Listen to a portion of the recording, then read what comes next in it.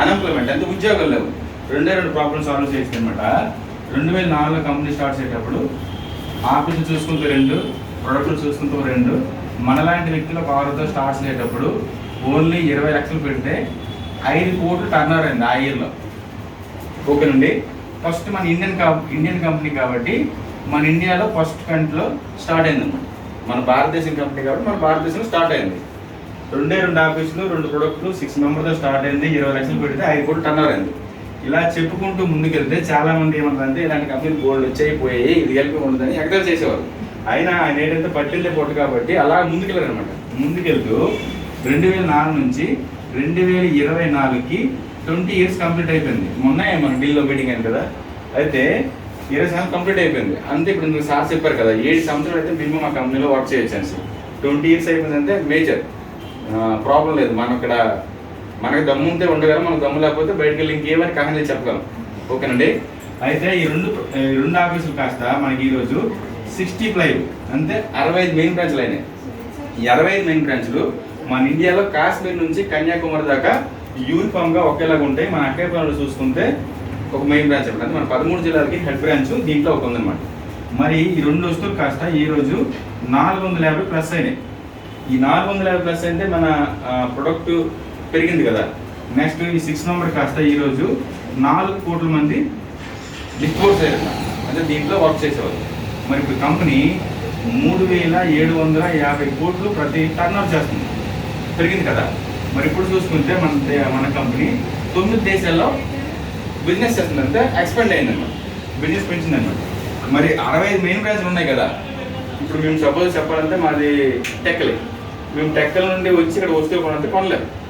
అంతే 25 మెయిన్ బ్రాంచ్లు కాకుండా మన దగ్గర 7500 డిఎల్సీలు అంటే స్టాక్ పాయింట్స్ అనమాట. ఇప్పుడు సపోజ్ చెప్పాలంటే మధురవాడ, అలా చూసుకుంటే బయటవరము, రణస్థలము, శ్రీకాకుళము, ఎన్ఏడి, గాజువాక, ఎవరు ఏ ఏరియాలో ఉంటే ఆ ఏరియాలో వాళ్ళకు అందుబాటులో వాళ్ళ దగ్గరలో తీసుకోవచ్చు అనమాట. ఓకేనండి. మరి ఇది కాకుండా మనము ఆన్లైన్లో వెళ్ళి ఆర్డర్ పెట్టుకోవచ్చు. ఇంకా మనకి ఏంటంటే ఈ రోజుల్లో ప్రతి ఒక్కరికి అందరికీ ఫోన్లు ఉంటాయి కాబట్టి ఆన్లైన్ పెట్టుకోవచ్చు. నా నెక్స్ట్ మనది ఏంటంటే ఎంఎన్సి కంపెనీ. అంటే ఎంఎన్సి కంపెనీ అంటే మల్టీనేషనల్ కంపెనీ. మన ప్రొడక్ట్ మన ప్రొడక్ట్ మన ఇండియాలో కాకుండా అవుట్ ఆఫ్ దేశాల్లో ఎటువంటి ప్రాబ్లం లేకుండా వర్క్ అవుతుంది కాబట్టి, మన బిజినెస్ జరుగుతుంది కాబట్టి మనం గర్వంగా చెప్పుకోగలం అన్నమాట. ఇది ఎక్కడంటే మనకి దుబాయ్ ఒకటి, Nepal, Philippine, Ghana, Oman, Saudi Arabia, Bahrain, ఇలా చూసుకుంటే థాయిలాండ్ 9 కంట్రీల్లో మనకి ఎక్స్పెండ్లో ఉంది. మరి కంపెనీ విజన్ చూసుకుంటే 2025కి 50 కంట్రీస్లోకి వెళ్ళాలనేసి కంపెనీ తొలి విజన్ అనమాట. మనకు ప్రతి ఇయర్ చూసుకుంటే 130% గ్రోత్ కంపెనీ ప్రతి ఇయర్ గ్రోతింగ్. మరి ఇలాంటి కంపెనీలు బోల్డ్ ఉంటాయి కదా. వెస్టీజే ఎందుకు చేయాలంటే మన ఇండియాలో చూసుకుంటే నెంబర్ 1లో ఉంది. ఈ వెస్టీజ్ ఏంటి, ప్రొడక్ట్ ఏంటి, కంపెనీ ఏంటి నాకు ఏం తెలియదు. నాకు 10th క్లాసు. దీంట్లోకి వచ్చిన తర్వాత ఒకరితో మీటింగ్ అయిన తర్వాత అలాగే నాకు దీని మీద అవగాహన వచ్చింది. ఓకేనండి. నెక్స్ట్ మరి ప్రపంచవ్యాప్తంగా చూసుకుంటే వరల్డ్లో చూసుకుంటే 38+ ఉంది. ఇందులో సార్ చెప్పారు కదా నెట్వర్క్ అంటే ఏంటి, డైరెక్ట్ సెల్లింగ్ ఏంటి. ఇండియాలో నెంబర్ 1 ఉంది, ప్రపంచవ్యాప్తంలో 38+లో ఉంది.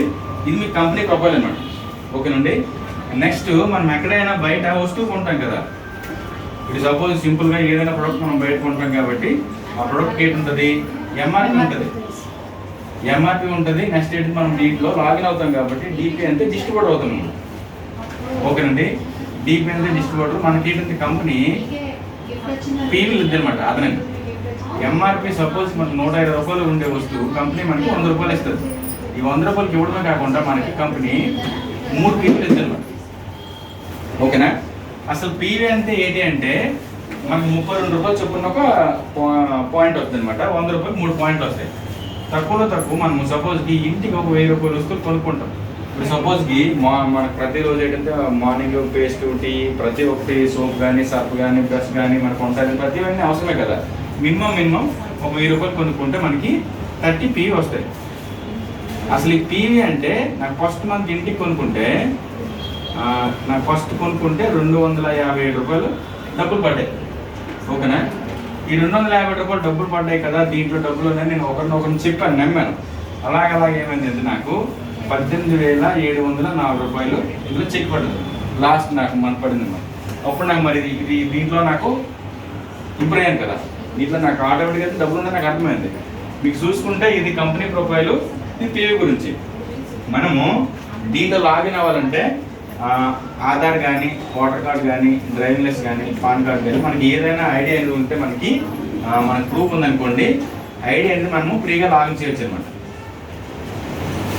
మనకి చాలా మంది కొన్ని కంపెనీలు అంటే మీరు 100 రూపాయలు కట్టండి 10 మంది కట్టించండి కదా కదా, దీంట్లో ఏముండదు. మనకి ఆధార్ కానీ, డ్రైవింగ్ కానీ, పాన్ కార్డు కానీ ఏదైనా మనకు ఉంటే ఐడి అనేది ఫ్రీ ఉంటుంది. ఈ ఐడి మనకి ఏంటంటే 8 అంకెలు ఏంటంటే ఇస్తారు. ఇక్కడ మనకి ఏదైతే ఉందో ఈ 450 వస్తువులు ఉన్నాయి కదా, ఈ 450 వస్తువులు మనకి టీవీలో కానీ, పేపర్లో కానీ ఎక్కడ మనకి అడ్వర్టైజ్ అవ్వవు. మరి మనం ఇప్పుడు ఉండేది ఏంటంటే సింపుల్గా చెప్పాలంటే ఏదైనా వస్తువు కొనాలంటే మనం ఏంటంటే మన ఇంటి పక్కన కిరాణా షాపు కానీ, డీమార్ట్ కానీ అక్కడికి మనం మామూలు కొనుక్కుంటాం. ఈ 450 వస్తువులు మనం కొనేది ఏంటంటే ఒక సాంప్రదాయమైన వ్యాపారంలో ఉన్నాం. దీన్నే ట్రెడిషనల్ మార్కెటింగ్ అంటాం. ఓకేనండి, అంటే సాంప్రదాయమైన వ్యాపారం. ఓకేనా, ఈ సాంప్రదాయమైన వ్యాపారంలో సపోజ్ మన శ్రీని గారు ఉన్నారు, ఏదైనా ఒక వస్తువు కొనాలంటే శ్రీని గారు ఒక రిటైల్ షాప్కి వెళ్తారు. రిటైల్ షాప్ ఆయన ఏమైనా ప్రొడక్ట్ తయారు చేయడు కదా, ఆయన ఇంకో దగ్గర తెస్తారు. ఈ రిటైల్ షాప్ ఎక్కడికి వెళ్తుంటే హోల్సేల్ నుంచి టాకిస్ట్ నుంచి డిస్ట్రిబ్యూటర్ నుంచి మ్యానుఫ్యాక్చరింగ్. యాక్చువల్గా ప్రొడక్ట్ తయారంటే ఇక్కడ కంపెనీలో తయారవుతుంది. ఈ తయారైన దగ్గర ఎంత యాక్చువల్గా ఏంటంటే 40 రూపాయలు తయారవుతుంది. అండ్ శ్రీని గారు అంతే కొంటారు, వస్తువు 100 రూపాయలు కొంటారు. మరి ఇక్కడ కంపెనీ తయారు చేసిన 40 రూపాయలు అయితే ఇక్కడ 100 రూపాయలకి అయితే మధ్యని 60% ఏమవుతుందో మనకు అర్థం అవ్వాలి, అంతే కదా. అయితే ఇక్కడ ఈ రిటైలర్, హోల్సేలర్, టాకిస్ట్, డిస్ట్రిబ్యూటర్ వీళ్ళందరూ